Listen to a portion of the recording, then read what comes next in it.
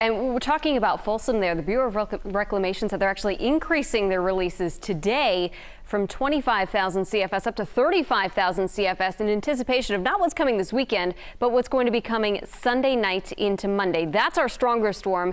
This weekend, a little bit more of a nuisance event. We'll get some rain with the heaviest coming overnight, and we will get some wind, which could unfortunately lead to the possibility of more downed trees and more outages.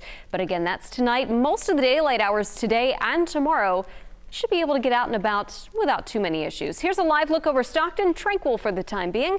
Temperature right now there is 50 degrees. It's in the upper 40s to low 50s throughout the valley. Showers right now mainly focused on the northern Sacramento Valley, right around Willows. A couple of sprinkles around Oroville down into Grass Valley, and it looks like a little bit of light snow falling up above 6,000 feet into the Sierra as well.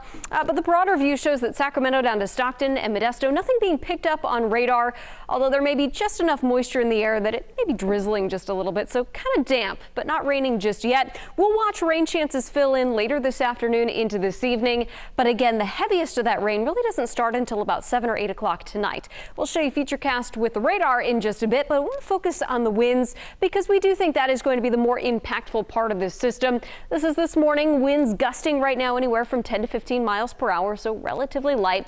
But look what happens later this evening. This is 6 p.m. starting to get some of those gusts in the 30 to 35 mile per hour range from Sacramento into the east side of the valley and into the foothills. Once we get past midnight, this is when a cold front comes through, and this is when the heaviest band of rain comes through as well.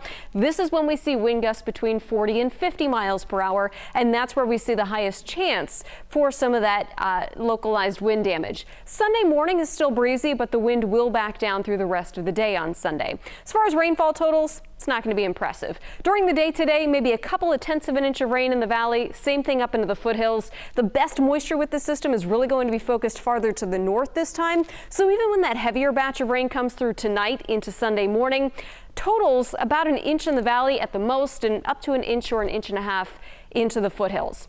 Here's a look at the timing for you. Again, rain filling in this afternoon. It's going to take a while, so the foothills locations may end up staying dry pretty much all of today. But here's that heavier band of rain, and remember, this is when the wind picks up. This is at 1:30 in the morning, so if you are a light sleeper, this may wake you up. It's not going to last all that long.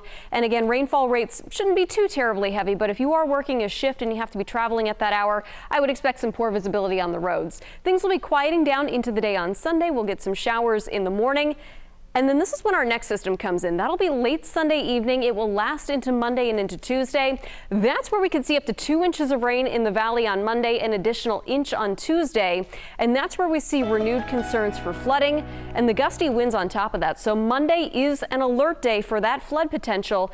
Leticia, we saw flooding issues in southern Sacramento County around the Wilton area over New Year's. We're watching out for that possibility again. We'll get into more details with that in the next half hour. Well, people have to keep on preparing. Yeah.